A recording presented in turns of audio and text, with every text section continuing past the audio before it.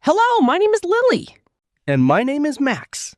Hello, everyone. Welcome back to Talk Fluent Hub. I'm so glad you're here with us today. Whether you're watching from your phone, your laptop, or sitting at your desk, we're really happy to have you. Hey there! Great to see you all. I was just thinking earlier today about how amazing it is that people all around the world are joining us to learn English together. That honestly never gets old for me. It really doesn't. And today, we have an episode that I think is going to genuinely change the way you think about English. Not just grammar rules or vocabulary, but something much more powerful. That's right. Today we're talking about formal versus informal English, and why understanding the difference is one of the most important social skills you can develop as an English speaker. Because here's the thing, it's not enough to just speak correct English. You also need to know when to use different styles. The English you use with your boss is very different from the English you use with your best friend. And getting that wrong can actually cause misunderstandings, even if your grammar is perfect. Exactly. We call this social intelligence in language. It means knowing your audience, knowing the situation, and choosing the right words for the right moment. And by the end of this episode, you're going to feel so much more confident about doing exactly that. So here's a question for you right now. Think about the last time you wrote an email in English. Did you use hey or dear? Did you write I want or I would like? Drop your answer in the comments. I'd really love to know. And if you haven't subscribed to Talk Fluent Hub yet, please do that right now. Just hit that subscribe button so you never miss a new episode. We post regularly, and every single video is designed to take your English to the next level. Okay, let's dive in. All right, let's start with the basics. What exactly do we mean when we say formal and informal English? Well, think of it like clothes. Sometimes you wear a suit or a nice dress. That's formal. And sometimes you wear jeans and a t-shirt. That's informal. English works exactly the same way. I love that comparison. Formal English is the kind of language we use in professional or official situations. Things like job interviews, business emails, presentations, academic writing, or talking to someone you don't know well and want to show respect. And informal English is what we use in everyday, relaxed situations. Talking with friends, texting family, chatting at a party, posting on social media. It's more casual, more natural, and usually shorter. Let me give you some examples so you can really hear the difference. Let's say you want to ask a colleague for help. In formal English, you might say, I was wondering if you could assist me with this report. That sounds professional and polite, right? Very polished. But with a friend, you'd probably just say, hey, can you help me with this? Short, direct, and totally natural. Both sentences say the same thing, but the style is completely different. Here's another one. Formal, I would like to request a meeting at your earliest convenience. Informal, can we meet up soon? Both mean the same thing, but one fits a work email and the other fits a text message to a friend at a friend. Now, here's something really important. Neither formal nor informal is better. They're just appropriate for different situations. The problem comes when people use informal English in a formal situation, or the other way around. Right, and that's where social intelligence comes in. If you send your professor a message saying, hey, what's up? I missed class, LOL, that's going to create a very bad impression. But if you message your best friend saying, I was unable to attend our scheduled gathering yesterday due to unforeseen circumstances, they're going to think something is very wrong with you. Exactly. It sounds strange because the style doesn't match the relationship or the situation. So let's look at a simple formula. The more formal the situation, the more formal your language should be. The more casual the relationship, the more informal your language can be. Think about who you're talking to. Is it your boss? Use formal. Is it a new client? Use formal. Is it your teammate you see every day? Informal's usually fine. Is it your sibling? Definitely informal. Can you think of a situation in your life where you've had to switch between formal and informal English? Write your example in the comments. We always love hearing your real life stories. Great challenge. Okay, let's quickly recap what we've covered so far. Formal English is for professional, official, or respectful situations. Informal English is for relaxed, casual, and personal situations. Neither is wrong. What matters is choosing the right one. Up next, we're going to look at the specific differences in vocabulary, grammar, and tone. Stay with us. Now that we understand what formal and informal English are, let's get into the real detail. Because knowing they're different is one thing, but being able to actually switch between them is another skill entirely. Let's talk about vocabulary first. In formal English, we tend to use longer, more complex words, often from Latin or French. In informal English, we use shorter, simpler, more direct words, usually from everyday Anglo-Saxon English. Let me show you what I mean with some really clear comparisons. Formal, purchase. Informal, buy. Formal, commence. Informal, start. Formal, assist. Informal, help. Formal, require. Informal, need. Formal, sufficient. Informal, enough. You can hear the difference, right? The formal words sound heavier and more official. The informal words feel lighter and more direct. And here's the great news. You probably already know most of the informal words. The challenge is learning when to upgrade to the formal version. Now, let's talk about contractions. In informal English, we use them all the time. I'm, you're, we're, don't, can't, won't, it's, they've. Contractions make language sound natural and relaxed. But in formal English, especially in writing, we often avoid contractions. Instead of I can't attend, we write I cannot attend. Instead of we don't have the information, we write we do not have the information. The full form sounds more official and precise. Now, here's something that trips up a lot of learners: phrasal verbs. In informal English, we use phrasal verbs constantly. Find out, look into, put off, bring up, bring away, carry on. But in formal English, we replace them with single, more sophisticated verbs. So find out becomes discover or ascertain. Look into becomes investigate. Put off becomes postpone. Bring up becomes raise or mention. Carry on becomes continue. These small changes make a huge difference to how professional you sound. Let's practice.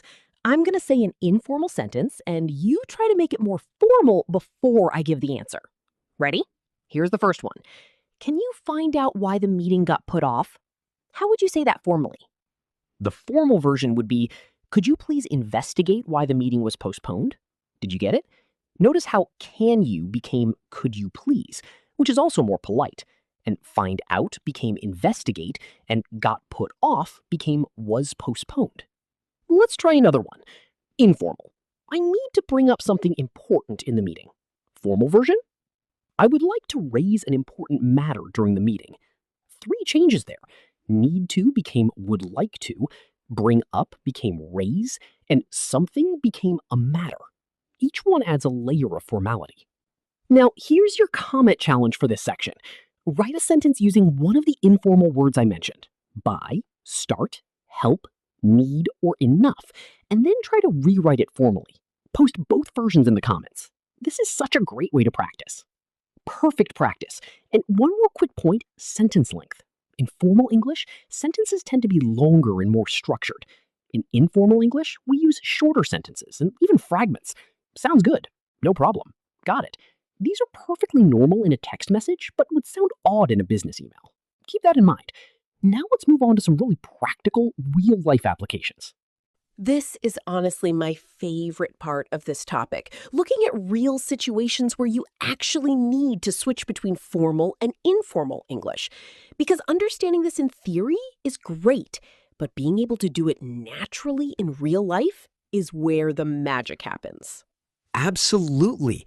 And I think the most important thing to understand is that switching registers, that's the technical word for changing between formal and informal, is something native speakers do automatically without even thinking about it. But as a learner, you need to consciously practice it until it becomes second nature.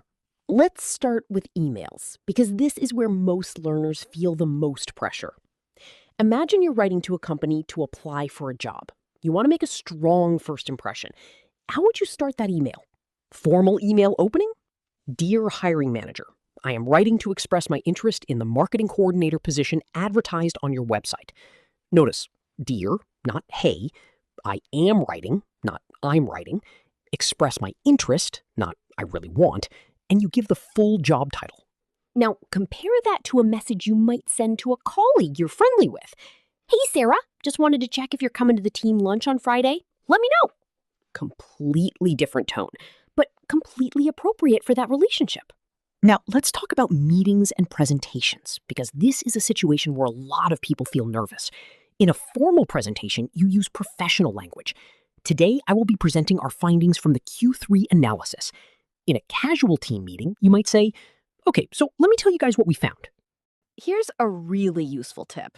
If you're not sure which register to use in a meeting, listen to the most senior person in the room first. If they're being very formal, match that. If they're relaxed and casual, you can relax too. Follow the lead of the situation.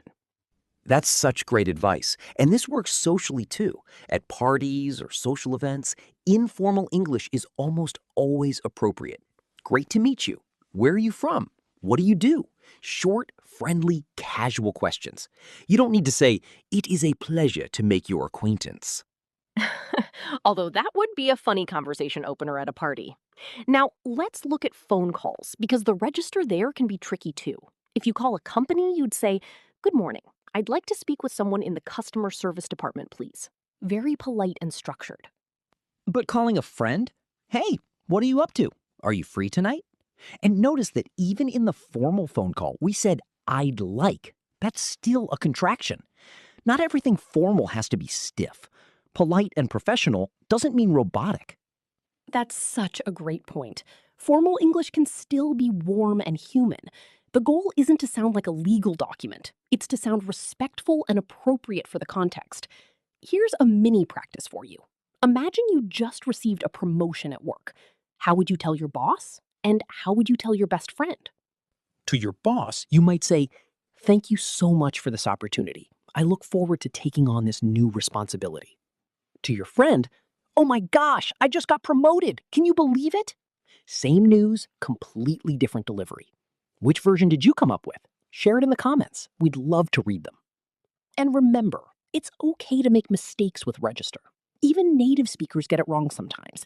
The important thing is that you're aware of it and trying to match your language to your situation. That awareness is the real skill. Well said. Let's do a quick structure review before we move on. First, think about your relationship with the person. Close friend, colleague, stranger, authority figure. Second, think about the setting. Professional, social, academic, casual. Third, choose your vocabulary, contraction use, and sentence length to match that setting. Do all 3 steps and you'll be in great shape every time. Okay, now let's talk about mistakes. And I want to start by saying we have both made every single one of these mistakes ourselves. So please don't feel embarrassed if you recognize yourself here. Making mistakes is a completely normal part of learning, and actually the fastest way to improve. Absolutely. And these are mistakes we see learners make all the time, even very advanced learners, because register awareness is something that takes time and practice to develop. Let's go through the 4 most common ones. Mistake number 1. Using informal greetings in professional emails. This is probably the most common mistake we see. Learners write, hey, or hi there at the start of a professional email because it feels friendly. But in many professional contexts, especially when writing to someone for the first time or to a senior person, this can seem disrespectful or unprofessional. The fix is simple. Use dear name for formal emails, or hello name if you want something slightly warmer but still professional. Keep hey and hi there for colleagues you know well and informal contexts. The opening of your email sets the entire tone, so it really matters. Mistake number 2. Using slang or internet language in professional situations. Things like LOL, OMG, TBH, gonna, wanna, kinda. These are completely fine in texts and casual chat. But in a work email or a job interview, they can seriously damage your credibility. I once saw someone write gonna in a business proposal, as in, we're gonna increase sales by 20%. The client noticed, and it really affected how they viewed the company's professionalism. Replace gonna with going to. Replace wanna with want to. Replace kinda with rather or somewhat. These small changes make a big difference. Mistake number 3. Being too formal in casual situations. Yes, this is also a mistake. Some learners are so focused on being correct that they speak in a very stiff, formal way, even with friends or in relaxed situations. And this can actually make you seem cold, distant, or uncomfortable to talk to. If your friend invites you to a birthday party and you reply, "I would be most delighted to attend your celebratory gathering," your friend is going to be a little confused. It's okay to say, "I'd love to come." You don't have to be formal all the time. Relaxed, natural English is a skill too. Mistake number 4. Using the wrong level of directness. In formal English, we often soften requests and statements. Instead of, "I want a refund," we say, "I would like to request a refund." Instead of, "Your report has mistakes," we say, "There appear to be a few inaccuracies in the report." Softening makes formal communication more polite and professional. But in informal situations, being too indirect can actually seem passive or confusing. If your friend asks, "Do you want pizza or pasta?" and you say, "Either option would be perfectly satisfactory," they might get a little annoyed. Just say, "Pizza sounds great." Be direct with friends. It's more natural and easy to understand. Here's a practice for you. I'm going to say a sentence, and you decide, is this mistake A, too informal for the situation, or B, too formal? "Hey boss, just wanted to shoot you a quick email, lol, about tomorrow's deadline." Comment what you think. Too informal, right? The lol has to go. You're doing great, and we promise, the more aware you become of these mistakes, the more natural you'll avoid them. Don't be too hard on yourself. Every native speaker has accidentally been too casual in a work email or too stiff with a friend. It happens. What matters is learning and adjusting. Time for our interactive practice section. This is where you get to really test yourself. I'm going to give you some situations, and for each one, there will be 2 options, A or B. You choose which one fits the situation better. Say your answer out loud if you can. Speaking out loud is incredibly powerful for building confidence. And really try before you hear the answer. Don't just wait for us to tell you. Actually think it through and commit to an answer. That active thinking is what makes the learning stick. Situation 1. You're writing an email to a potential employer asking about a job opening. Which is better? Option A. "Hi, I saw your job posting and I think I'd be great for it. When can we chat?" Or option B. "Dear Miss Johnson, I am writing to inquire about the marketing manager position listed on your website.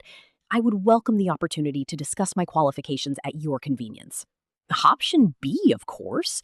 Option A isn't wrong exactly, but it's way too casual for a first professional contact. Option B shows respect, uses full forms instead of contractions in key places, and uses formal vocabulary like inquire, opportunity, and qualifications. Situation 2. You're texting your friend to ask if they want to meet for coffee. Option A. "Good day. Would you be available to meet for a coffee this afternoon?" Or option B. "Hey, are you free for coffee later today?" Option B. Option A is technically correct English, but it's hilariously overformal for a text to a friend. "Good day" and "would you be available" makes it sound like you're writing a very serious letter. Option B is perfect, short, friendly, and natural. Situation 3. You're in a job interview, and the interviewer asks why you want this job. Option A. "Honestly, I've always been into marketing, and I feel like this job would be pretty cool and help me grow." Option B.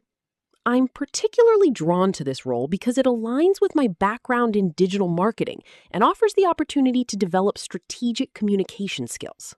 Option B, and this one is really important. In an interview, informal language like "I'm into," "pretty cool," and can genuinely hurt your chances. Option B shows you can communicate professionally. It doesn't have to be robotic, but it needs to sound prepared and polished. Great work. Now, here's your ultimate challenge. Think of a topic, it can be anything, and write 2 sentences about it. One formal, one informal. Post them in the comments and let's see what you come up with.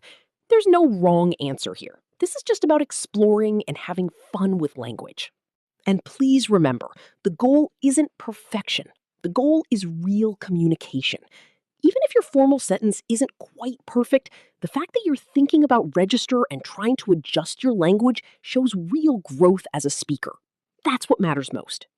Wow, what a fantastic episode. I'm really proud of everything we covered today because this is honestly one of those topics that can genuinely transform your English. You've learned something that goes beyond grammar rules. You've learned a social skill. Let's do a quick recap of the 3 main things we covered. Number 1, we explained what formal and informal English are, why they exist, and when to use each one. The suit and jeans analogy. Number 2, we went deep into the specific differences: vocabulary, contractions, phrasal verbs versus single formal verbs, and sentence structure. Number 3, we looked at real-life situations: emails, meetings, phone calls, social events, and how to switch your register to match each one. And we covered the 4 big mistakes: being too casual in professional settings, using slang or internet language at work, being too formal with friends, and using the wrong level of directness. Now you know not just what the mistakes are, but why they happen and how to fix them. Here's a reflective question for you to think about this week. Is there a situation in your life, at work, in school, with someone new, where you could try using more formal English? Or maybe a situation where you've been too formal and you could try relaxing your language a bit. Think about it, try it, and let us know how it goes. We would absolutely love to hear from you. Drop a comment below, share this video with a friend who's learning English, and if you haven't already, please subscribe to Talk Fluent Hub. Every episode is packed with practical, real-world English to help you communicate with confidence. Your support means everything to us and keeps this channel going. And remember, language is a living thing.